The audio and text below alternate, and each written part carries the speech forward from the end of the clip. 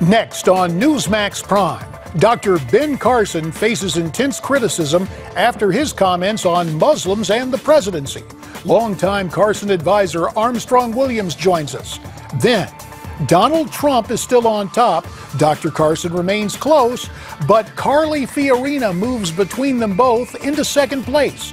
John Zogby and Craig Shirley assess the GOP race. And Walker out of the running.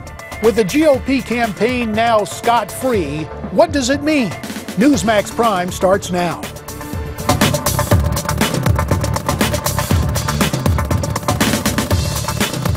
Good evening. Welcome to the Monday night edition of Newsmax Prime. I'm J.D. Hayworth. Of prime interest tonight, where do they rank?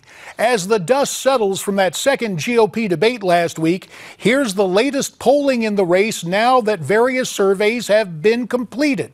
And what we find, Donald Trump still on top, although his lead has slipped.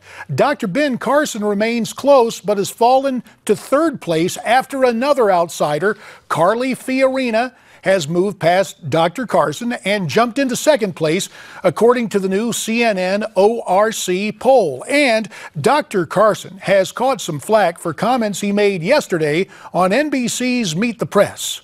I would not advocate that we put a Muslim in charge of this nation. Those comments leading some Islamic advocacy groups calling for Dr. Carson to withdraw from the campaign. Earlier today, I spoke with Dr. Carson's longtime business advisor, Armstrong Williams, who joined me here on the anchor desk, and I asked him about the media firestorm in the wake of Dr. Carson's comments and subsequent TV appearances over the weekend. It's not a firestorm to us. You know, when someone states what they believe and they say it firmly, you know, sometimes it makes people uncomfortable. People don't like an inconvenient truth. But Dr. Carson was so at peace. He's playing pool. He was in the kitchen trying to prepare a meal so we could eat. He was laughing and just in a good place. You know, it's interesting for a lot of us who served in public office, there was a tendency for advisors and consultants to try to micromanage every utterance. I get the sense that is not the case in the Carson campaign. Well, I'm not part of the Carson campaign, but in terms of someone I've known for 20 years and I've served as his business manager for a long time, Dr. Carson will always seek the counsel and advice of those that knows him best. Dr. Carson, you know, people sometimes don't feel that he's a fighter, that he will stand firm on something that he believes, and they just don't know him. What happened on Meet the Press was a blessing. You know, they asked him a question, and it's something they'd already been thinking about this world, thinking about this country, thinking about his future grandchildren, thinking about people's interpretation and understanding of Islam and the impact. It dominates the conversations in the world. It dominates the Middle East. The things that they do for us is so unheard of that we see in terms of people using the Islamic faith to motivate them and make them believe that they can behead people and that people are less than animals, to yell out that America and Israel are Satan and death to them. And it's remarkable watching that. How can you not be influenced and come to some conclusion? And so when Dr. Carson was asked by Chuck Todd about someone of the Muslim faith becoming president, he didn't hesitate. Oh, he said, it's not something I would advocate. It was a moment of truth. Now, in the aftermath of the comment, some so-called Islamic rights groups and others have said Dr. Carson should drop out of the campaign. Your reaction to that? Well, you know, that's the beauty of America. You can protest, you can disagree, and you don't have to worry about losing your life over it. You certainly can't do that in Middle Eastern countries.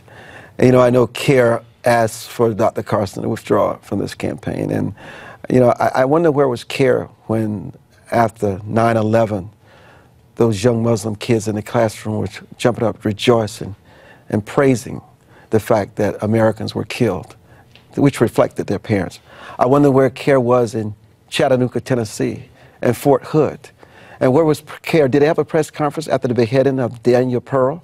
Or are they advocating for the Washington Post reporter that's still in an Iranian jail? Where was CARE? I find that they can be outraged about somebody stating for what they believe in. And the only thing that we can judge people by is not necessarily always by their rhetoric, but by their behavior. And the behavior of these extremists is really, it has the country and the world in a gut wrench. People are fearful. They're uneasy. They can't say what they believe. Dr. Carson would never allow people to have him live in fear of saying what he believes, because not only does he speak for himself, but many Americans, in their heart of hearts, feel the same way. For more on this story, we're pleased to be joined by John Zogby, the senior analyst for Zogby Analytics, Skyping in from Utica, New York. And via telephone, we also welcome in the president of Shirley Banister Public Affairs and Reagan biographer Craig Shirley. John, first to you. You are the numbers guy. Your reaction to the polling and your reaction to what Dr. Carson had to say and what we just heard Armstrong Williams say. Well, first of all, regarding Dr. Carson, he's entitled to his own opinions. However, no one has polled American Muslims more than I have over the last 20 years. American Muslims, like all other groups, are Americans first. They're Boy Scout leaders, they're university students, they're doctors and lawyers and mechanics and so on. And to single out an entire religious group is reprehensible, I think. It's also unconstitutional to deny anyone the right to run for the presidency of the United States. In terms of the numbers, slightly different take for me. I have a poll out today. I have Donald Trump actually widening his lead with Ben Carson in second place and Carly Fiorina and Jeb Bush in third place. Carly having moved up further, though, however. Now, than anybody this is very interesting, John. You told us it would take about 48 hours, but again, just to amplify, no Trump slump in your poll, a Trump bump, Dr. Carson number two, and then Carly on the rise. Let me turn to Craig Shirley, because, Craig, as we continue to evaluate these outsiders, here is yet another Trump bump in the latest Zogby survey. A lot of people still wonder, though, about the Donald. Is he a true conservative? Craig, your opinion on Donald Trump and conservatism?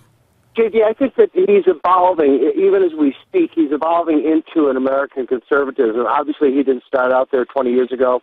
He said as much. He said he expressed admiration for Hillary and for the Democratic Party. But like a lot of people, he's moved from the left to the right.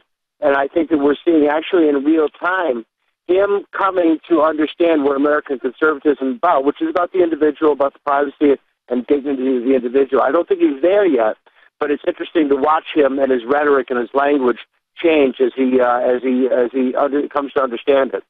And again, just to restate what John Zogby said, the Zogby poll has Trump building a lead, a Trump bump instead of a slump. Sorry for all the needless rhyming, but it's shorthand way to say it. John, you do numbers, but maybe you can offer poetry on this. I'm just kind of curious about the way numbers behave. You called into question Dr. Carson's, well, you pointed out your reasons for having some disagreements with Dr. Carson. Apart from your disagreement, can he survive all of what happened this weekend and still catch Donald Trump? 30 seconds, sir. I suppose he can. I don't know that his views are necessarily out of the mainstream of a certain core of Republican voters. Right now, the question is, can and will anyone catch up with Donald Trump? Let me also add that I have always had the courage to publish numbers that disagree with my own punditry. And so here I've got Donald Trump actually with a bump, and I didn't think it would happen. All right, let's get the final word. Craig Shirley, 15 seconds, your take on Trump, Carson, Fiorina, where this race goes. All three of them represent the evolution of the Republican Party and the throwing off of big government Bushism. And it's actually returning, kind of going back to the future, returning to Reagan populism. And each of them and some others express some form, some shape of Reagan conservatism, which is anti-Washington, pro-individual. It's quite interesting to see. We will have to leave it there, gentlemen. You have our thanks. Newsmax wants to know who your candidate is: Donald Trump, Carly Fiorina, Dr. Ben Carson, or somebody else. Here's where you go vote to let us know.